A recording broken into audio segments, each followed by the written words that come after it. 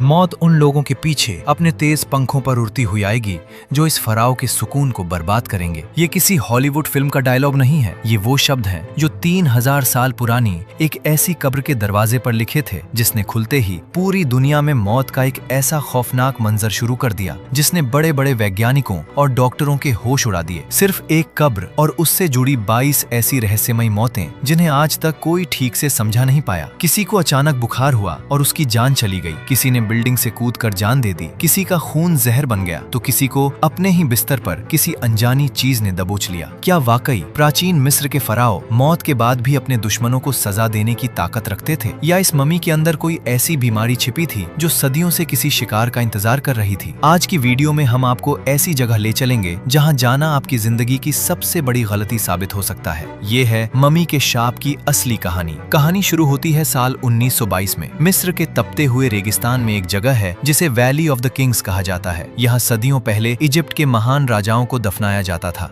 ज्यादातर कब्रें चोर और डाकू पहले ही लूट चुके थे, लेकिन एक ब्रिटिश आर्कियोलॉजिस्ट हावर्ड कार्टर को यकीन था कि एक राजा की कब्र अभी भी इस मिट्टी के नीचे बिल्कुल सुरक्षित है। उसका नाम था किंग टुटनखामुन। हावर्ड कार्टर पिछले 5 साल से इस कब्र को ढूंढ रहा था, लेकिन उसके हाथ सिर्फ मिट्टी और पत्थर लग रहे थे। उसके इस मिशन के लिए पैसा लगा रहा था एक बहुत ही अमीर आदमी, लॉर्ड कार्नरवॉन। लॉर्ड कार्नरवॉन का सब्र और पैसा दोनों खत्म हो रहे थे। उसने कार्टर को आखिरी चेतावनी दी कि यह तुम्हारा आखिरी साल है, अगर इस बार कुछ नहीं मिला तो मैं फंडिंग बंद कर दूंगा। और फिर 4 नवंबर 1922 को आखिरी उम्मीद के दिन एक मजदूर की कुल्हाड़ी किसी ठोस चीज से टकराई। जब वहां से मिट्टी हटाई गई तो वो एक सीढ़ी थी जो जमीन के अंदर जा रही थी। कार्टर की सांसें अटक गईं। उसने और मिट्टी हटाई तो वहां एक दरवाजा था और उस दरवाजे पर ऐसी सील लगी थी जिसे पिछले 3200 साल से किसी ने नहीं तोड़ा था। वो सील किंग टुटनखामुन की थी। कार्टर ने तुरंत लॉर्ड कार्नरवॉन को इंग्लैंड टेलीग्राम भेजा कि एक शानदार कब्र मिल गई है जिसकी सील अभी तक सलामत है, जल्दी आओ। लेकिन जैसे ही उन्होंने इस दरवाजे को ढूंढा, एक अजीब सी घटना हुई जिसने आने वाली मौतों का पहला इशारा दे दिया था। कार्टर ने अपने घर में एक कैनरी चिड़िया पाली हुई थी जो सबको बहुत पसंद थी। काम करने वाले मजदूर इस चिड़िया को गोल्डन बर्ड कहते थे और उनका मानना था कि इसी चिड़िया की वजह से कब्र मिली है। लेकिन जिस दिन कब्र का रास्ता मिला, उसी रात कार्टर के घर से चिड़िया के रोने की आवाज आई।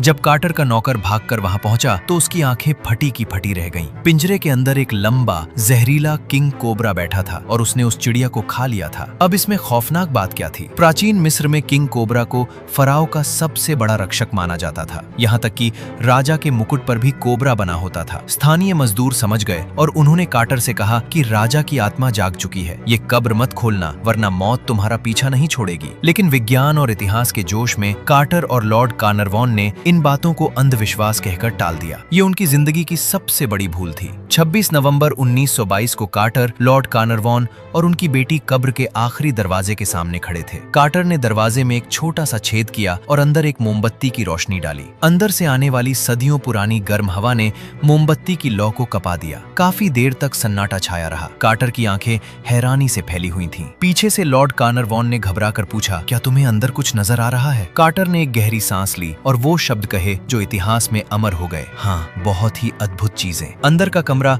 शुद्ध सोने से भरा हुआ था, लेकिन उनकी नजर उस दीवार पर नहीं गई जहां प्राचीन चेतावनी लिखी थी कि जो कोई भी इस कब्र को खोलने की जुर्रत करेगा, मौत उसे अपनी आगोश में ले लेगी। ताबूत खोला गया, किंग टुट की मम्मी निकाली गई, सोना बटोरा गया, लेकिन मम्मी की कब्र खुलते ही कर्स ऑफ द फाराओ ने अपना काम शुरू कर दिया। कब्र खुलने के कुछ ही दिन बाद लॉर्ड कार्नरवॉन को एक मच्छर ने काट लिया। काटने की जगह बिल्कुल वही थी जहां किंग टुट की मम्मी के चेहरे पर एक निशान था। शेविंग करते वक्त वो मच्छर के काटने वाली जगह कट गई और वहां इन्फेक्शन हो गया। बीमारी इतनी तेजी से फैली कि डॉक्टर्स कुछ न कर सके। लॉर्ड कार्नरवॉन बिस्तर पर तड़पने लगा। उसे बहुत तेज बुखार था। अपनी आखिरी रात में उसने अजीब बातें की, जैसे वो किसी को देख रहा हो। बहुत अंधेरा है, वो मुझे पकड़ रहे हैं। और 5 अप्रैल 1923 को उसकी दर्दनाक मौत होत बाकी थी, जिससे डराने वाली बात बाजान निकली। पूरे काहिरा शहर की बिजली चली गई। पूरा शहर अंधेरे में डूब गया। और ठीक उसी समय हजारों मील दूर इंग्लैंड में लॉर्ड कार्नरवॉन का पालतू कुत्ता अजीब और भयानक आवाज में रोने लगा और रोते रोते वहीं गिरकर मर गया। पूरी दुनिया सन्न रह गई। अखबारों में सुर्खियां छप गईं, मम्मी का शाप सच है। लेकिन मौत का सिलसिला यही नहीं रुका। मौत की लिस्ट बहुत लंबी थी। जॉर्ज जे गोल्ड, जो एक अमेरिकी अमीर आदमी था, कब्र देखने आया। कब्र के अंदर से बाहर आते ही उसे तेज बुखार हुआ और अगले ही दिन उसकी लाश लाश मिली। सर आर्चीबॉल्ड डगलस रीड, जिसने किंग टुट की मम्मी का एक्सरे किया था ताकि उसकी बीमारी का पता चल सके, एक्सरे करने के ठीक एक दिन बाद अचानक कमजोर हो गया और कुछ ही दिनों में उसकी भी मौत हो गई। आर्थर मेस, जो हावर्ड कार्टर का दायां हाथ था और जिसने कब्र का दरवाजा तोड़ने में मदद की थी, एक दिन होटल में अचानक गिरा और कोमा में चला गया और फिर कभी नहीं उठा। कैप्टन रिचर्ड बेथेल, जो कार्टर का पर्सनल सेक्रेटरी था, 1929 में अपने होटल के कमरे में मृत पाया गया। उसे किसी ने गला दबाकर मारा था, लेकिन कमरा अंदर से बंद था। जब उसके पिता ने बेटे की मौत की खबर सुनी तो वो इतने सदमे में आ गए कि उन्होंने 7वीं मंजिल से कूदकर जान दे दी। एक के बाद एक कब्र से जुड़े करीब 22 लोग बेहद रहस्यमयी और खौफनाक हालातों में मारे गए। लोग डर से कांपने लगे और दुनिया भर के म्यूजियम्स ने मिस्र की ममीज को वापस भेजना शुरू कर दिया। अब यहाँ एक ऐसा सवाल उठता है जो आपके दिमाग को घुमा देगा। अगर फराओ का शाप इतना ही सच था तो जिस आदमी ने सबसे पहले कब्र को ढूंढा, जिसने सील तोड़ी और ताबूत खोला, यानी हावर्ड कार्टर, वो क्यों नहीं मरा? आपको जानकर हैरानी होगी कि हावर्ड कार्टर 64 साल की उम्र तक बिल्कुल ठीक ठाक जिंदा रहा। कब्र खुलने के 17 साल बाद तक उसकी मौत एक सामान्य बीमारी से हुई। तो अगर शाप था तो उसने मुख्य अपराधी को क्यों छोड़ दिया? दशकों तक ये रहस्य लोगों को डराता रहा, लेकिन फिर आधुनिक विज्ञान ने इस मामले की जांच की। वैज्ञानिकों ने पूछा कि इन मौतों के पीछे लॉजिक क्या हो सकता है। जब रिसर्चर्स ने ऐसी पुरानी और बंद कब्रों की टेस्टिंग की तो उनके हाथ एक खौफनाक सच्चाई लगी। उन कब्रों के अंदर और मम्मी के ताबूतों में एक बहुत ही खतरनाक फफूंद पाई गई, जिसे एस्परगिलस नाइजर कहा जाता है। ये एक ऐसी फफूंद है जो अगर किसी कमजोर इम्यून सिस्टम वाले इंसान के फेफड़ों में चली जाए तो उसका खून जहरीला कर देती है और उसे अचानक तेज निमोनिया और बुखार दे सकती है। लॉर्ड कार्नरवॉन का इम्यून सिस्टम पहले से ही बहुत कमजोर था, क्योंकि साल भर पहले उनका एक बड़ा एक्सीडेंट हुआ था। कब्र की सदियों पुरानी बंद और जहरीली हवा में सांस लेते ही उनके शरीर ने जवाब दे दिया। लेकिन हावर्ड कार्टर, वो सालों से मिस्र की धूल और मिट्टी में काम कर रहा था, इसलिए उसका शरीर इन चीजों का आदी हो चुका था और उस पर जहरीली हवा का असर नहीं हुआ। कुछ इतिहासकारों का ये भी मानना है कि प्राचीन मिस्र के लोग बहुत एडवांस थे और उन्होंने कब्र को लुटेरों से बचाने के लिए दीवारों पर ऐसे केमिकल और जहर लगाए थे जो हजारों साल बाद भी असरदार थे। तो क्या वाकई मम्मी का शाप सिर्फ एक साइंटिफिक रिएक्शन था, या फिर इस दुनिया में कुछ ऐसी अनसुलझी ताकतें मौजूद हैं जो विज्ञान की समझ से बाहर है? काहिरा की बिजली का अचानक चले जाना और उसी पल इंग्लैंड में कुत्ते का मर जाना,